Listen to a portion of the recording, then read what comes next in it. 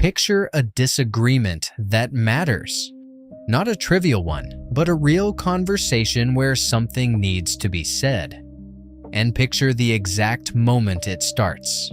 For most people, that moment produces words, even clumsy ones.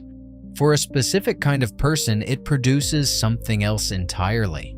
A sudden, complete blankness. The mind goes quiet. The mouth stays shut.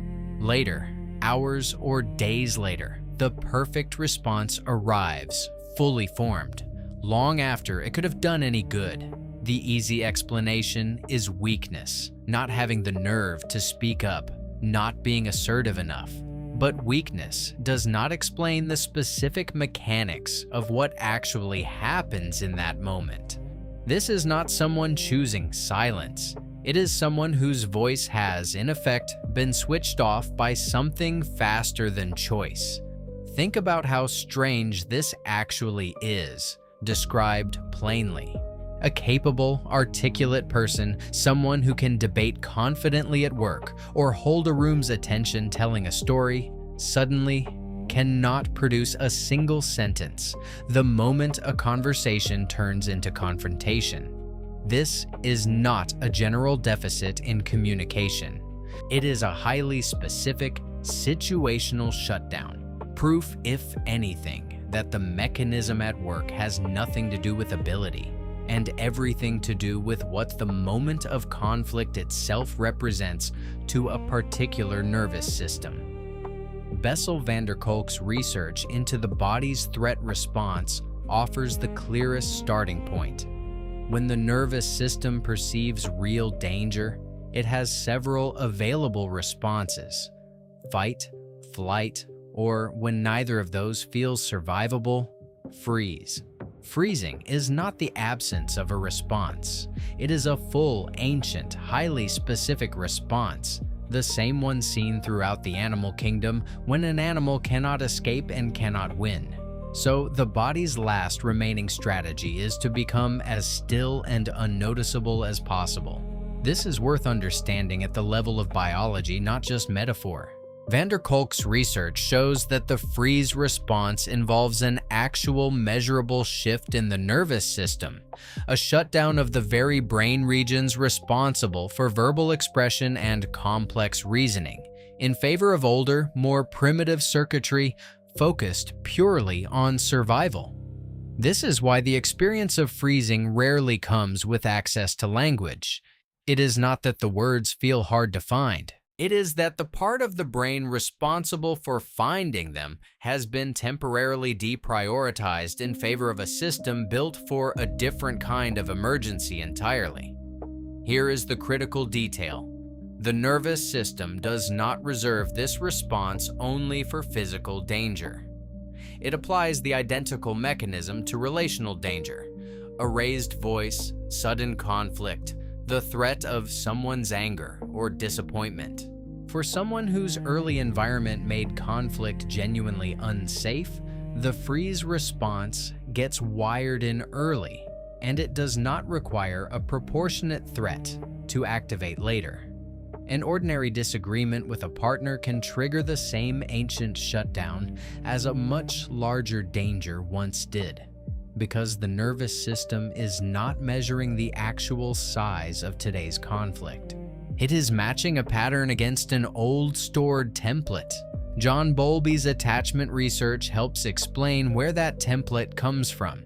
A child raised in a home where conflict reliably escalated into something frightening. Raised voices, unpredictable anger, a caregiver's love feeling suddenly withdrawn during disagreement, learns a very efficient lesson. Conflict is not simply uncomfortable, it is dangerous, and the safest available strategy is to disappear inside it. Speaking up in that environment did not resolve anything. It often made things worse. The nervous system adapted accordingly, and it carries that adaptation forward long after the original danger is gone. Consider two children raised very differently around conflict. In one home, disagreement is followed by repair. Voices might rise briefly, but the conversation resolves, and connection visibly returns afterward. That child learns through repeated lived experience that conflict has a predictable shape and a safe ending. In another home, disagreement escalates unpredictably, sometimes resolving, sometimes not, sometimes followed by days of cold distance rather than repair. That child cannot learn a predictable shape because none exists. What that child learns instead is vigilance, a nervous system permanently braced for the version of conflict that does not resolve safely, because there was never enough evidence to trust that it reliably would.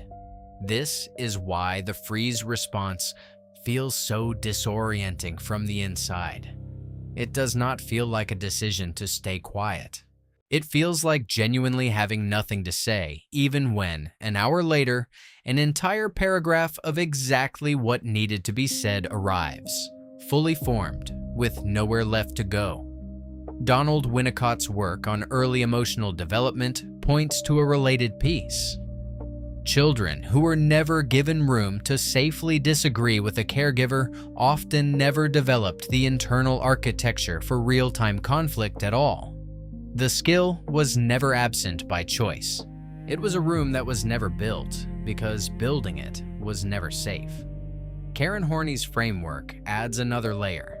She described a personality orientation she called moving away from people, but freezing during conflict often reflects a more acute physiological version of the same defense, not simply distancing over time, but total immediate withdrawal in the exact moment closeness or confrontation becomes unavoidable.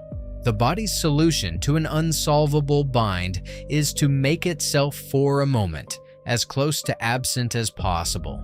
The cost of this pattern accumulates in specific painful ways. In relationships, a partner on the other side of the silence often reads it as indifference, or worse, as a refusal to engage, rarely recognizing it as a nervous system doing exactly what it was built to do under threat. In workplaces, freezing during a difficult meeting can look like a lack of preparation or confidence, when the actual mechanism is entirely separate from either. And privately, there is the specific, corrosive shame of the delayed response, replaying the moment afterward, watching the perfect words arrive too late, again, and concluding wrongly that this proves something is fundamentally lacking. There is also a specific cost to the relationship itself, compounding over time in a way that rarely gets named directly. A partner who consistently encounters silence during conflict may, understandably, begin raising their voice further or repeating themselves more insistently, searching for some reaction, any reaction, to confirm they have actually been heard. This escalation, though completely understandable from their side, is precisely the wrong input for a nervous system already in freeze. It deepens the perceived danger rather than resolving it, and the silence, instead of breaking, tends to harden further. There is often a particular clarifying moment when this finally becomes visible as a pattern rather than a personal failing.